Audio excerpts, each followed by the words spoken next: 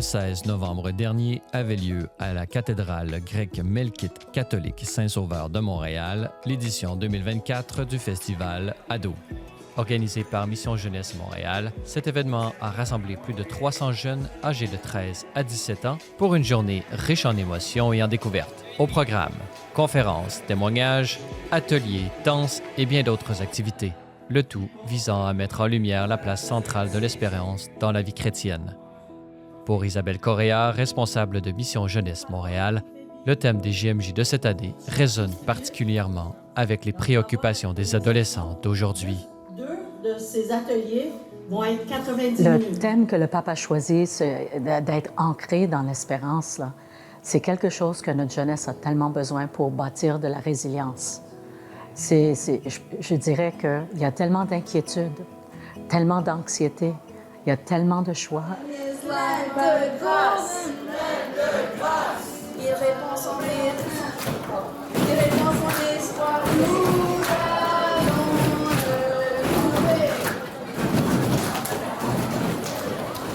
Ce qui nous aide à sortir de cette ambiguïté, c'est vraiment l'espérance, parce que ça nous alimente vers un choix fait par l'amour. Et pour les jeunes, je trouve que cette invitation à découvrir la bonté, à découvrir l'amour, à découvrir le chemin pour être bien heureux, c'est notre mission, c'est notre vocation dans la foi. Ça, c'est numéro un. Qui sont vraiment appelés à donner de leur vie. Pas dans 10 ans, dans 20 ans, mais aujourd'hui. Et trois, je dirais que c'est à eux de répondre avec liberté, à dire oui. Dieu attend une réponse. Dieu leur dit « je t'aime », mais alors leur vie, leur don de soi, c'est leur réponse. Et c'est ça mon espérance pour les jeunes qui aient le courage de répondre avec toute leur vie. En matinée, plusieurs conférences ont été offertes. Parmi les intervenantes, sœur Chantal Desmarais de la congrégation de la Charité de Sainte-Marie a captivé l'audience en partageant son quotidien, ses motivations et sa passion pour le sport, notamment le karaté. Quand je suis tombée sur cette page-là, c'était François d'Assise. Demandé de faire un témoignage, dans le fond, sur un peu ce que je fais. Justement, une sœur qui fait du sport aussi, c'est assez rare. Professeur de karaté, joueur de hockey. Ma passion avant tout, c'est Jésus-Christ. le karaté, pour moi, c'est une périphérie. J'aime bien ça parce que, justement, ça permet de rencontrer des gens de tous âges, toutes religions. Alors, à travers le karaté, ma vie religieuse, il n'y a pas de tension pour moi. C'est vraiment un tout. Alors, dans ma vie religieuse, je l'ai donné pour le Christ, mais le Christ, lui aussi, allait sur les chemins vers les gens. C'est bien, mais il faut aussi aller avec les autres brebis. Et pour moi, le karaté, c'est une occasion d'être aussi avec les autres. Un haut-parleur de Dieu, ça, c'est une belle image. Alors, c'est pas ce qu'on fait dans la vie qui est important, c'est comment on le fait. Et quand on le fait au nom de Jésus, à la manière de Jésus, bien, ça change toute chose. Après le repas du midi, une variété d'ateliers a permis aux participants d'approfondir divers aspects d'une vie chrétienne épanouie.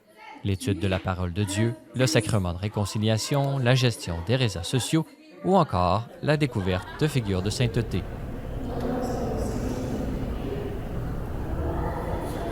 Sœur Violaine Paradis, présente pour l'occasion, voyait dans ce festival une chance unique de faire connaître Sainte Marguerite Bourgeois, fondatrice de sa congrégation.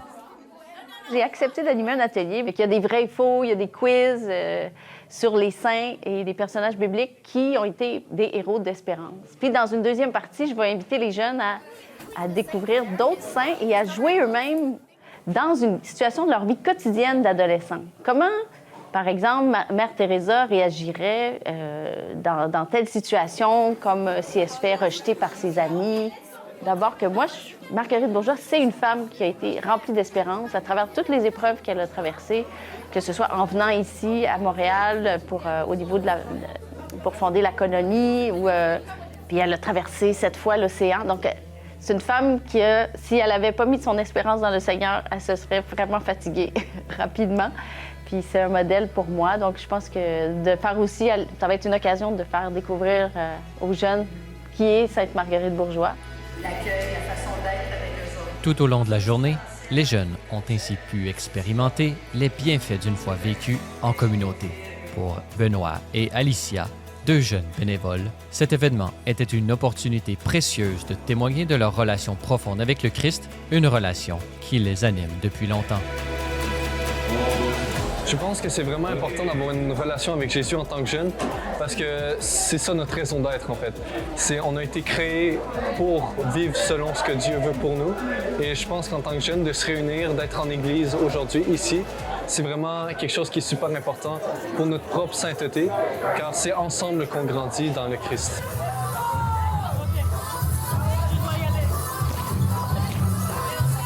Quelque chose à goûter dans cette vie au présent maintenant. Il y a de l'espérance, il y a de la foi que la vie c'est pas juste des défaites, du stress, que c'est pas juste le mal, mais qu'il y a de l'espérance, qu'il y a une lumière au bout du chemin et que dans leur vie quotidienne, que ce soit à l'école, que ce soit au travail, eh bien, s'ils sont accrochés à Jésus-Christ, il y a de l'espérance.